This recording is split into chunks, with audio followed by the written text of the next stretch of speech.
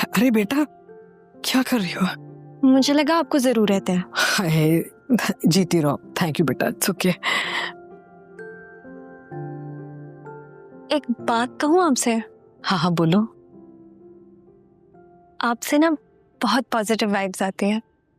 मेरी अम्मी भी ना आपकी तरह होती थी, सॉफ्ट स्पोकन और मोहब्बत करने वाली। हाय, सो स्वीट, थैंक यू बेटा।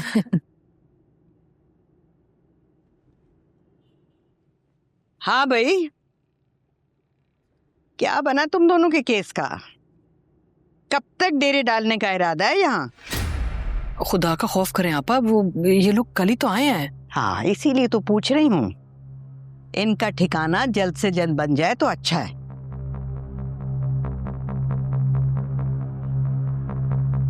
कब तक यूं तेरे मेरे दर पर घूमती रहेंगी ये? हाँ हाँ ठीक है, मसला हल हो जाएगा। फिलहाल आप जाके बिस्मा को समझाएं, पता नहीं वो इतनी जज्बाती क्यों हो रही है। और तुम भी थोड़ा समझाओ ना जैद को, जरा समझदार हो जाए वो।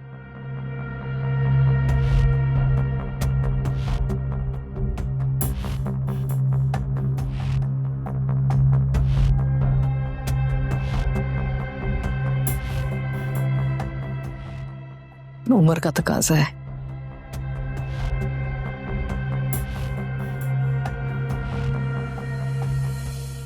एक्सक्यूज मी, बैरिस्टर नवीद से मेरी बात हो गई है। आप दोनों बहनें उनके कल दफ्तर चले जाइएगा। हाँ, go and meet them. Thank you sir, लेकिन इसकी अब जरूरत नहीं रही। बैरिस्टर जब्बार से बात हो गई है मेरी। ओह, जब्बार एंड काजी एसोसिएट? जी। उनकी फीस का पता है तुम्हें? अल्लाह मालिक है, मैनेज कर लूंगी मैं। ओके। और हाँ, आज जो यूनिवर्सिटी में हुआ वो अगर आइंदा ना हो तो बेहतर है।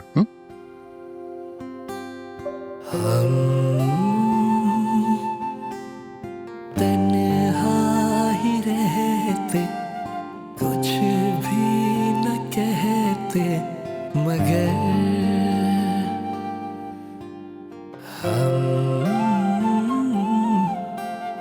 दुख सब हमारे तन्हा ही सहते, मगर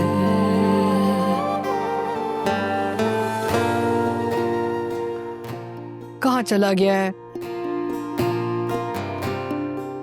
फोन भी नहीं उठा रहा। Where could he be? इतनी देर हो गई है। So late. मोड़ कैसा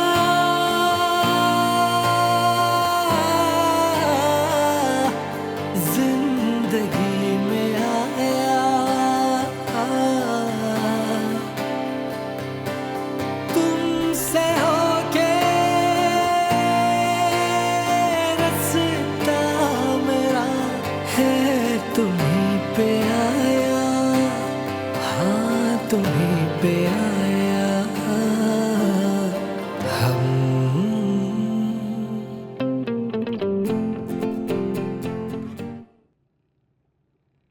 आ जाएगा, सो जाओ अभी। मेरा जवान बेटा घंटों से घर से बाहर है और मैं सो जाऊं, ये कैसे हो सकता है? कैसी बातें कर रहे हैं? How can I sleep? भूल गई हो तुम? बचपन में जब कभी कोई गड़बड़ हो जाती थी तो गायब हो जाता था, 2-2.5 घंटे के बाद आ जाता था। डोंट वरी, आ जाएगा। और अगर कभी हमेशा के लिए चला गया तो तब एहसास होगा आपको? कहीं नहीं जाएगा, मुझे अपनी तरबियत पर भरोसा है। I think he is here. हाँ, आ गया। मैं जरा बात करके आती हूँ। अरे अभी मत उससे बात करो, लेट हिम बी। कितने सख्त दिल हैं आप। तभी तो आपको अपनी सगी औलाद कभी याद नहीं आई।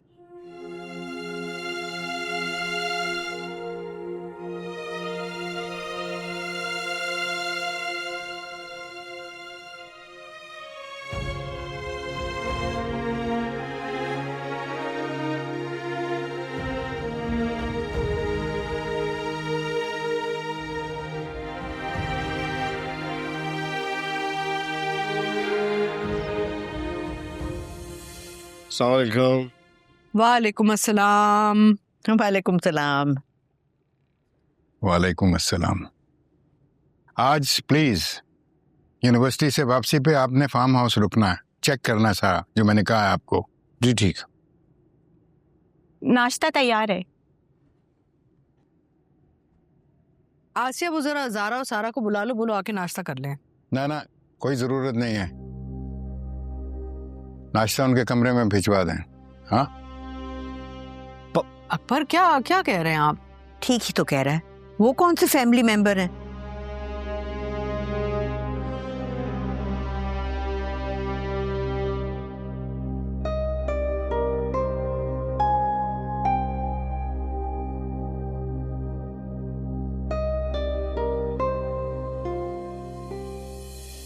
लो भला बताओ, इसकी भूख प्यास क्यों उड़ गई है?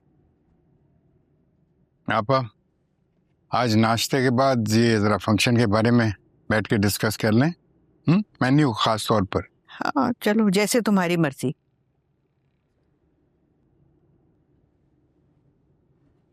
देख ली हमारी औकात इस घर में, जो मैं तो बहुत पहले ही देख चुकी थी, लेकिन शायद तुम्हें समझने में थोड़ा टाइम लगेगा। मुझे क्या पता था? तुम हमेशा पूछती थी ना कि मैं अकबर अली से इतना रूडली बात क्यों करती हूँ।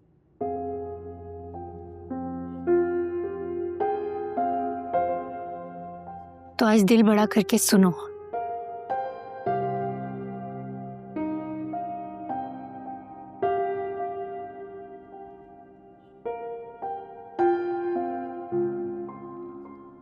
मरने से कुछ दिन पहले मैं लेकर आई थी अम्मी को नीली कोठी, लेकिन चौकीदार ने गेट से अंदर ही नहीं जाने दिया। अम्मी बहुत रोई, बहुत मिन्नतें की कि सिर्फ एक दफा मिलने दे। उसके बाद कहीं जाकर शायद चौकीदार को थोड़ा तरस आ गया और उसने अंदर इंटरकॉम पर इत्तला कर दी।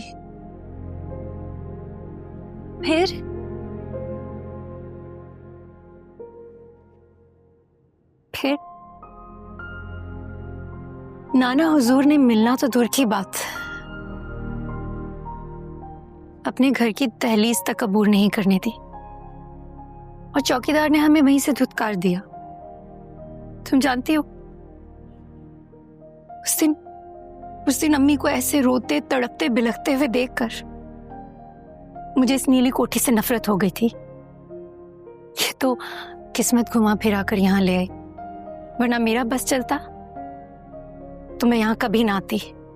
सारा, तुमने मुझे ये सब क्यों नहीं बताया? क्या बताती? अपनी माँ की तकलीफ, उनका वो दुख, उनका वो दर्द, उनका रोना गिड़गिड़ाना। कैंसर उनके पूरे जिस्म में फैल चुका था। सिर्फ आखिरी बार अपने बाप को देखना चाहती थी। बाप ने क्या किया? धुतकार दिया। मैं पूछती हूँ, उनको प्रॉब्लम तो तमकीनत बेगम से थी ना? अपनी सगी औलाद से कैसी दुश्मनी? अपनी सगी औलाद के साथ कोई ऐसा कैसे कर सकता है? और औलाद भी ऐसी जो उस वक्त इतनी कम उम्र, इमैच्योर और अपनी माँ के अंडर कंट्रोल थी। तुम बताओ, ऐसे इंसान के लिए किसी के दिल में हमदर्दी कैसे हो सकती है?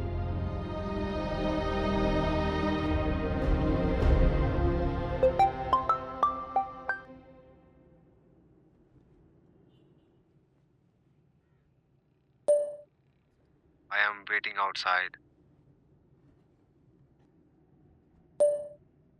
तुम चले जाओ, मैं खुद ही आ जाऊंगी।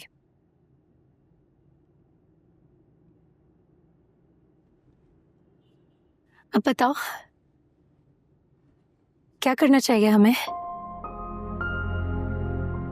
तुम माहिन से बात कर लो, फिर हम उसके घर चले जाएंगे।